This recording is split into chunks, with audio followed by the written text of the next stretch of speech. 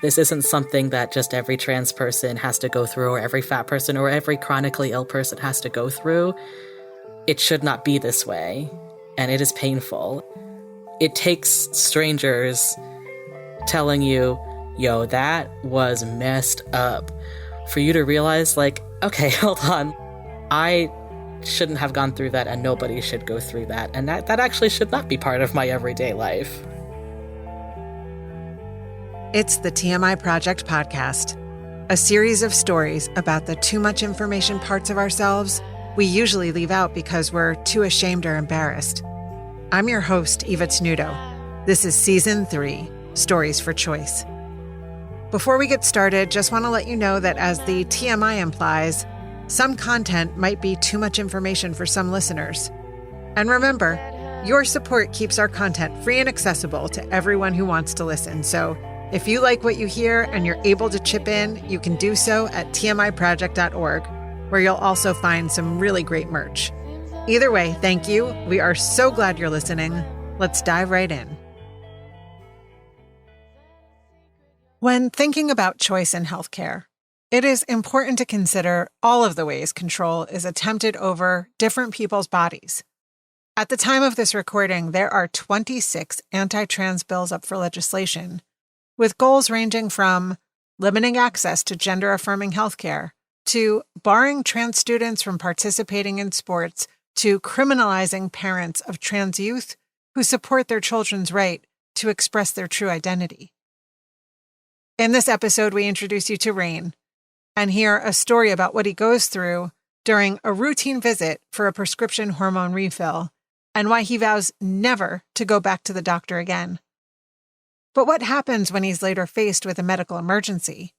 What does one do when they don't feel safe going to the doctor, but not going could cost them their life? This is Raine sharing his experience at a performance called Gift of a Story in Kingston, New York in 2020. Stick around after to hear what Raine is up to today.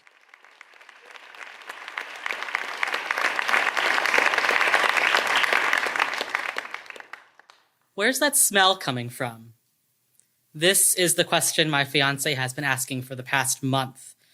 A relatively harmless question if the answer was something easily fixable, like the trash or the litter box. However, today, when they ask me this as we crawl into bed for the night, it breaks me. I know where the smell is coming from and what has to be done to dispel it, and I know the time has come to finally fess up. Smell my breath, I say. They do, and they make the exact face I was worried about them making. I'm the reason our apartment has been taken over by a strange smell, a combination of rubbing alcohol and sugar. I've known for a month now that the smell means there's something wrong with me, but I'm not ready to face it. My brain's all fuzzy, and I can't concentrate on anything. I can't sleep a full night because I'm getting up every 20 minutes to go to the bathroom. I can barely keep down food, and I feel like I'm constantly on the edge of passing out. And then, of course, there's that smell. It hangs on my breath and tinges everything I taste. Like any self-respecting American, I take to Google to figure out what's wrong with me. And I'm horrified by the results. I'm in diabetic ketoacidosis, the dangerous precipice an undiagnosed diabetic hangs on before they fall into a diabetic coma. I've spent the past month convincing myself that this simply can't be the case. There's no way I'm diabetic. The word feels dirty on my tongue. Even more than that, I cannot go to the doctor. I don't trust doctors. I'm fat and I'm trans. Because of that, doctors are notoriously bad at taking care of me. It's just 3 years ago, and I go to an endocrinologist to get a routine refill of my testosterone. I'm trapped in his exam room for nearly 6 hours, and he treats me like a lab experiment. The appointment starts seemingly normal, at least for me. I go through the uncomfortable "I'm here because I'm trans" small talk with the nurse. After keeping me waiting alone in the room for an hour, though, the doctor arrives. He seems amazed that a real-life trans person is in front of him and asks me a ton of invasive questions. When you were little, how did you know you wanted to be a boy? How big has your clit grown? What's happened to your breasts? Do you want to fuck men anymore? He leaves and comes back with long stretches of time in between. He stops one of his interns from seeing another patient to instead come in and ogle at me. During those stretches of time, he sends in research assistants and nurses to question me further. As I sit in the windowless room, I text my fiancé, I feel like an animal. Finally, after what feels like an endless rotation of researchers and nurses saying that they are collecting data to research I didn't consent to, a nurse comes in with a gown. Why do I need this? I ask. She says, the doctor wants to examine you. Take off all your clothes, including your underwear. I persist further, asking why that's necessary. She doesn't have an answer. I say I'm uncomfortable doing that and break down crying. I see the empathy in her eyes, and she says she'll see what she can do. I'm sure she does her best, but the doctor comes back into the room. We're all one big family here. You help us, we help you. He closes the door behind him. In order for me to refill your hormones, you will need to undress completely for me so I can study your body. I don't feel comfortable with that, I say. I know there's no need for him to do so and that something terrible will happen if I oblige. He looks hungry when he stares at me. He insists on seeing my genitals and I keep telling him no. I contemplate just getting up and simply walking out. However, I'm desperate for my hormones, so I compromise with him, only removing my shirt. He lays me down and points out parts of my body to 3 separate research assistants. He continues to pressure me to take off my pants, and I keep refusing.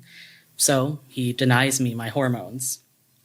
He mumbles something about being uncooperative and tells me if he can't see me, he'll need to do an ultrasound. He writes me a referral for an ultrasound, putting Miss in large letters in front of my name on the referral. Now, my fiancé and I sit together on the bed. Despite my fear of doctors, the look of worry on their face for the last few weeks has been too much for me. My fiancé can see I've been struggling and shrugging it off. That's why I know I have to crack and fess up. I can't keep putting them through this, and I can't keep putting myself through this. I let it all out. I say the words, "What if I have diabetes?" out loud for the first time. I'm so scared to admit it, I'm shaking.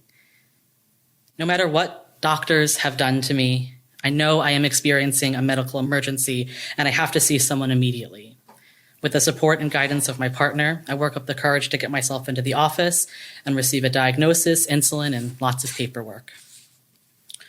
The smell is gone from our house now and the world is no longer fuzzy.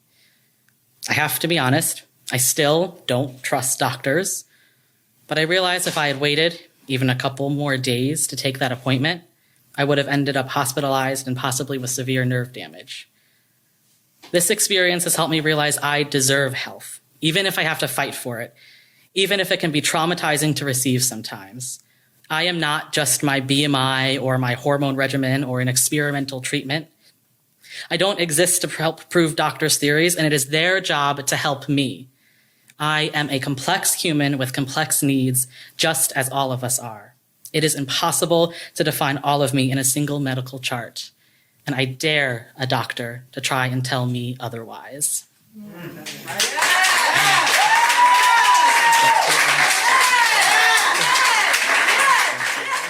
We caught up with Raine recently, and here's what he had to say. Before I went through the process of writing this story, I did not think that taking care of my health was something that I deserved. After telling my story, I felt very empowered. It was a lot easier for me to advocate for myself and to honestly really tell off some of the doctors that I was seeing. The doctor that I'm seeing currently, I didn't let anything slide. A very special thanks to Raine for sharing his story. Next up is Tamika, daughter of a pastor, who shares her story about building herself back up after the church community tried to knock her down when she became pregnant at 15. I'm Eva Tenuto. If you like what we're doing, please subscribe, rate, and leave a review wherever you get your podcasts. It really helps. TMI Project is available to offer true storytelling workshops and performances for your school or workplace. This episode of Season 3 of the TMI Project Podcast, Stories for Choice, was produced in partnership with Radio Kingston. It was written by me and edited, produced, and mixed by Dacia Clay. Our theme song is Secrets by Edison Woods. Our operations and programs manager is Blake Pfeil. Our marketing and digital coordinator is Laura Marie Ruocco. Our administrative assistant is Elijah Jackson. Our graphic designer is Lauren Gill. Our workshop leaders are Perla Ayora, Kiebpoli Calnek, Hayley Downs, Jonathan Gonzalez, Raine Grayson, Rae Lipkind, Dara Lurie, Micah, Julie Novak, Blake Pfeil, and me, Eva Tenuto. To learn more, support our work, and find a special writing prompt so you can start telling your story, visit tmiproject.org/podcast.